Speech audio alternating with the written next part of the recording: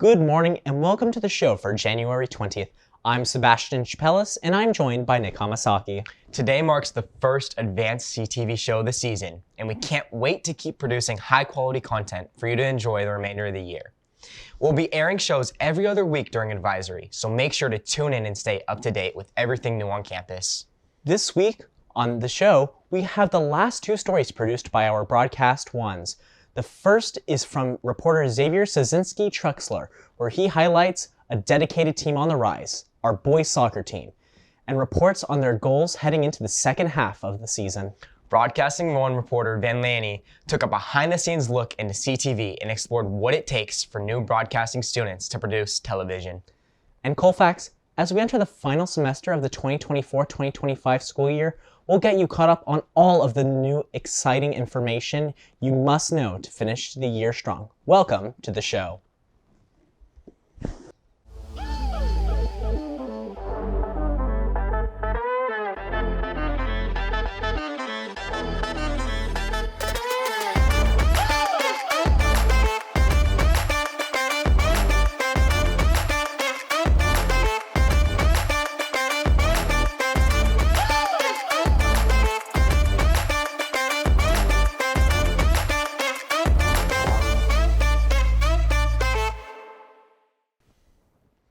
The annual Quad Crown competition has finally arrived. This competitive 4-week-long tournament kicks off today at lunch with the Uno battle. If you signed up to participate last week, make sure to check your text for important information.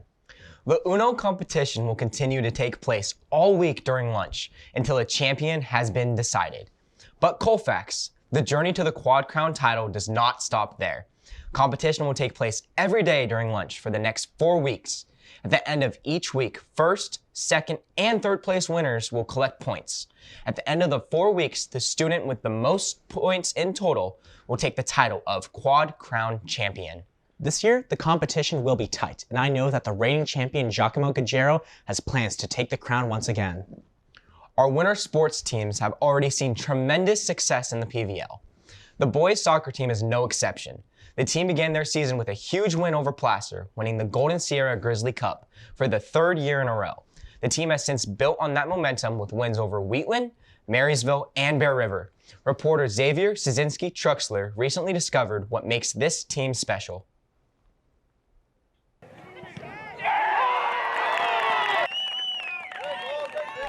This year's varsity boys soccer team plans to make it to the postseason, and maybe as far as the Pioneer Valley League finals. What makes this team different from last year's is their community that they have built with each other on and off the field. The characteristic that stands out most to me about this year's team is, I'd say, just family, camaraderie. I feel like it's a group of guys who are really supportive of each other, that share a very similar goal, and everyone's pushing each other, but at the same time, there's like a community. Everyone has each other's backs, even when we fail. For many of the players like Mitchell Reedy-Platt, getting to the postseason is more than a banner. It is a way for the seniors to represent all the hard work they have done while playing soccer at Colfax. There's a lot of us seniors, and I think we want to go out on a bang, so we're going to all give it our all and go hard in every single game, and we're going to win. Also, if we could get that PVL banner, that was always pretty great.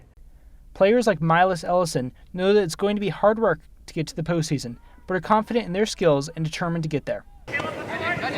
I think it'll take a lot of hard work and dedication, but I think we've got a very good chance this year compared to last year, because last year we only had about 3 seniors or so it was a bit rough.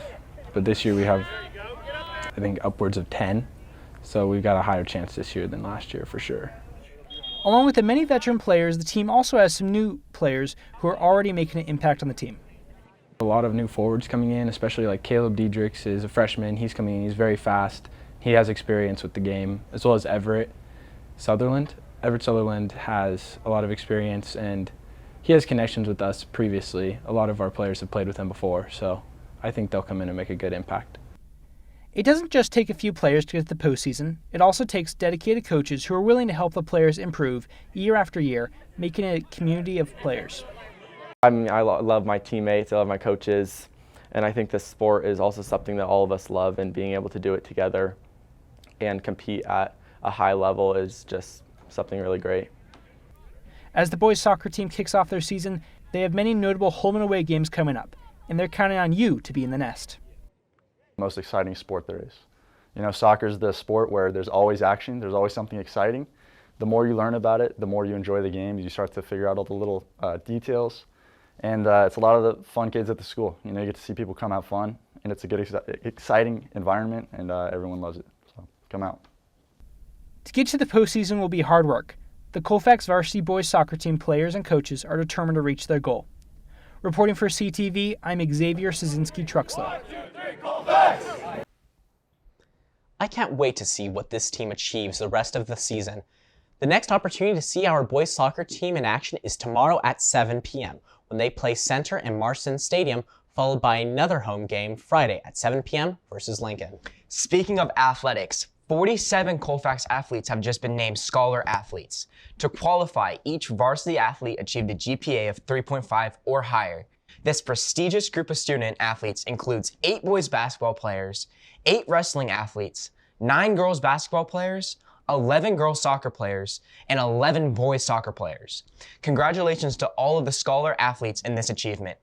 In other news, Colfax's first ever winter formal, Snowco, is quickly approaching. The dance will take place on Saturday, February 15th, following the Pink Out doubleheader basketball game on Friday, February 14th. Ticket sales will start at lunch on February 4th, and the last day to turn in a guest pass is February 12th. This is certainly a date you want to put on your calendar. Leadership is going all out, and the dance will include a photo booth, drinks, desserts, and a new DJ. I know I will definitely be there, and I hope to see all of you there too. Last semester, our broadcasting ones worked extra hard to develop their skills in writing, camera, editing, and reporting. Broadcasting One reporter Lanni put all of these skills to test when he highlighted the challenging process of bringing a story to the screen. First-term Broadcasting 1 students have been doing loads of hard work and are dedicated to getting great work out for their Colfax audience. The process of producing these stories is long and time-consuming. Carly Cabrera is a Broadcasting 1 student who is working on a feature story. The process of making a story can be very complicated at times, but once you understand it, it's very easy. There's a lot that goes into it. You have to set up the interviews, you have to transcribe the interviews, you have to film multiple B-roll shoots. There's a lot that goes into it. Producing CTV videos is a big responsibility, and luckily the Broadcasting 1 students have great help. Samantha Reedy-Platt is a veteran broadcasting student who has gone through the process of making these stories many times. I signed up for the broadcasting pathway my freshman year because I was interested in the program and I really wanted to anchor. And I liked it, so I signed up for it for a second class. And now I'm in my 5th semester of broadcasting. Samantha is a second-year news director and has done many stories and knows exactly what it takes to do these stories from start to finish. So students go through a 3-week cycle to produce a story. So a little bit in our Broadcasting 1 class, but especially in our advanced class, we begin the 3-week cycle at our round table, and we'll pitch stories, come up with an idea, and then students go through the process of scheduling their interviews and doing their interviews, and then they'll get back into the studio and start editing once they've filmed B-roll. Many people know some aspects that go into being a member of the Broadcasting 1 team, but there's much more that goes on behind the scenes that people don't see when making a feature story. You have to have good communication skills, especially when you're working on a feature story, because you're working with a team, and you also need to have good self-awareness, where you're at and the progress you're making. Mr. Wolf has been teaching in this field for over 30 years and has seen many groups go into the process of learning how to produce a television show. He knows each group is unique, and this year's class is no exception. I feel like my Broadcasting 1s, as they hit December, are finally starting to realize their potential that they had all along. So we're a really slow start. We did not embrace the level of work that needed to be done to be successful in here, and now I feel like people are starting to pick up the pace. We just had our 5th show that had 3 features in it, and they were all Broadcasting One features, and I thought they were all met a high level, so I was really pleased with where they're ending the semester. As a Broadcasting One student myself, working on my first feature story, I can confidently say these stories require hard work and dedication. The process of making these stories is fun but challenging and can take some time, but when it is all done, it is extremely rewarding and fulfilling. Signing off for CTV, I'm Van Lanni.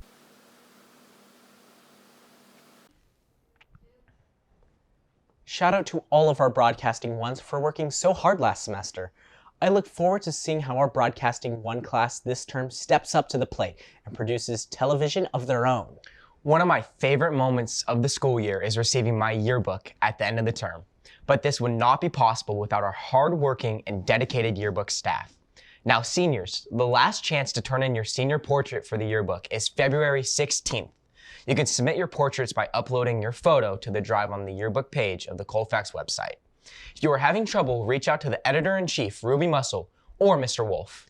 When you purchase a yearbook, you get 2 full pages to customize. You literally get to build 2 pages all about you and your Colfax journey. The deadline to complete custom pages is April 6th.